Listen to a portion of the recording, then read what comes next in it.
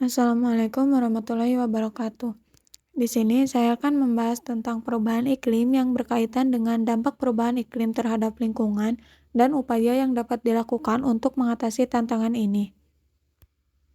Perubahan iklim merupakan fenomena pemanasan global di mana terjadi peningkatan gas rumah kaca pada lapisan atmosfer dan berlangsung untuk jangka waktu tertentu. Perubahan iklim mengacu pada perubahan jangka panjang dalam suhu dan pola cuaca. Penyebab perubahan iklim dan pemanasan global terdiri dari berbagai faktor yang berbeda serta menimbulkan dampak bagi kehidupan manusia. Iklim berubah secara terus-menerus karena interaksi antara komponen-komponennya dengan faktor eksternal seperti erupsi vulkanik, variasi sinar matahari, dan faktor-faktor yang disebabkan oleh kegiatan manusia seperti misalnya perubahan penggunaan lahan dan penggunaan bahan bakar fosil. Penggunaan bahan bakar fosil menghasilkan emisi gas rumah kaca yang menghasilkan panas matahari dan menaikkan suhu. Contoh emisi gas rumah kaca yang menyebabkan perubahan iklim diantaranya yaitu karbon dioksida dan metana. Nah, karbon dioksida dan metana ini berasal dari penggunaan bensin untuk mengendarai mobil atau batu bara untuk memanaskan gedung. Pembukaan lahan dan hutan juga dapat melepaskan karbon dioksida. Tempat pembuangan sampah merupakan sumber utama emisi metana.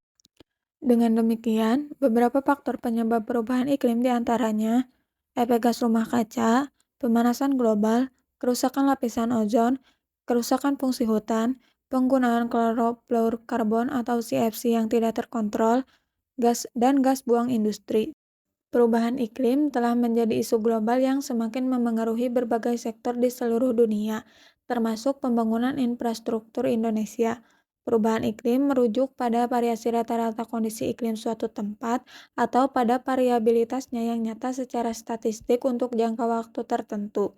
Perubahan iklim ini tidak terjadi hanya sesaat, tapi dalam kurun waktu yang panjang, biasanya dalam dekade atau lebih. Karena bumi adalah sebuah sistem, maka perubahan di satu area dapat memengaruhi perubahan di semua area lainnya. Dampak dari perubahan iklim bagi lingkungan di antaranya yang pertama yaitu peningkatan suhu. Dalam satu dekade terakhir, terjadi peningkatan suhu tertinggi yang pernah tercatat, sementara pemanasan di wilayah Arktik terjadi 2 kali lebih cepat dibandingkan rata-rata suhu global. Kemudian yang kedua ada badai besar. Seiring dengan peningkatan suhu, semakin banyak udara yang menguap. Akibatnya, potensi curah hujan ekstrim dan banjir meningkat serta menimbulkan lebih banyak kemungkinan badai destruktif.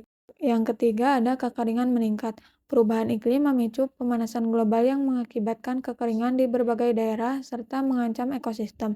Kekeringan dapat memicu badai pasir dan debu destruktif sehingga menyebabkan wilayah gurun menjadi semakin luas dan lahan untuk ditanami berkurang. Yang keempat ada peningkatan volume dan suhu lautan. Lautan menyerap sebagian besar panas dari pemanasan global. Terjadinya perubahan iklim dapat menyebabkan peningkatan suhu lautan terjadi lebih cepat. Akibatnya, lapisan es mencair dan menyebabkan kenaikan permukaan udara laut. Fenomena ini mengancam penduduk yang tinggal di wilayah pesisir dan pulau kecil. Kemudian yang kelima yaitu spesies punah. Pemanasan global dapat mengakibatkan bumi kehilangan spesies 1000 kali lebih cepat dibandingkan sebelumnya. Ada spesies tertentu yang bisa berpindah tempat dan bertahan hidup, tetapi ada juga spesies yang tidak memiliki kemampuan tersebut. Yang keenam, ada bencana kelaparan.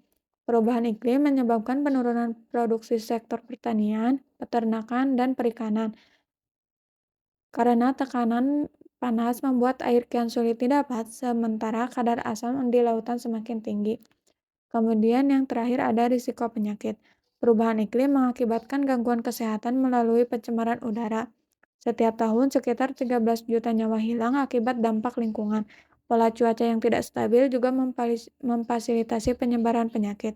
Selain itu, peristiwa cuaca ekstrim meningkatkan angka kematian dan menjadi tantangan besar bagi sistem kesehatan. Dalam webinar Brain and Piratalk edisi ke-23 dengan tema mitigasi adaptasi perubahan iklim, Prarekayasa Ahli Utama PRLTB BRIN, Widiatmini Winanti mengusulkan solusi alternatif berupa konsep silvoviseri untuk mengatasi kerentanan pesisir akibat perubahan iklim di Indonesia. Silvoviseri menggabungkan penanaman vegetasi hutan mangrove dengan budidaya tambak rumput laut yang dapat berperan sebagai upaya mitigasi dan adaptasi perubahan iklim. Selain itu, silviculture dapat menjaga lingkungan, melindungi pantai, serta meningkatkan pendapatan masyarakat. Penerapan silviculture telah terbukti dapat meningkatkan kemampuan tanaman mangrove dan mengurangi emisi karbon. Dengan demikian, metode ini menjadi solusi bagi konservasi lingkungan dan mitigasi perubahan iklim. Selain itu, upaya yang dapat dilakukan untuk mengatasi tantangan perubahan iklim ini diantaranya dengan yang pertama yaitu mengurangi aktivitas yang menghasilkan GRK dan mengurangi penggunaan bahan perusak ozon atau BPO dengan cara mengurangi emisi gas karbon, dengan mengurangi proses pembakaran sampah dan serasa di tempat pembuangan akhir, kawasan pertanian, peternakan, dan kawasan lainnya. Yang kedua, menjaga keberadaan daerah terbuka hijau dalam upaya mempertahankan keberadaan daerah resapan air maupun penyerap karbon, mencegah terjadinya penebangan hutan secara liar, mencegah konservasi ruang terbuka hijau dengan daerah terbangun, mencegah perusakan hutan mangrove. Kemudian yang ketiga yaitu meningkatkan kepedulian terhadap data lingkungan laut, darat, dan udara dengan cara memperkuat keberadaan data lingkungan laut, darat, dan udara, monitoring terhadap perubahan variabilitas iklim. Yang keempat yaitu melakukan perencanaan tata ruang yang berwawasan lingkungan yang memadukan antara perencanaan ruang laut, pesisir, dan darat. Kemudian yang kelima, meningkatkan kepedulian masyarakat terhadap upaya memperlambat atau mencegah peningkatan pemanasan global. Yang keenam yaitu peningkatan sarana dan prasarana penanggulangan bencana banjir dan kekeringan seperti penyesuaian desain dan sistem drainase yang ada dalam rangka penanggulangan banjir, peningkatan jumlah waduk dan sumur resapan dalam usaha mempertahankan ketersediaan cadangan air. Yang ketujuh yaitu merehabilitasi lahan kritis dengan cara penggalakan penanaman pohon atau reboisasi sebagai upaya memperbanyak media penyerap gas karbon serta meningkatkan ketersediaan cadangan air.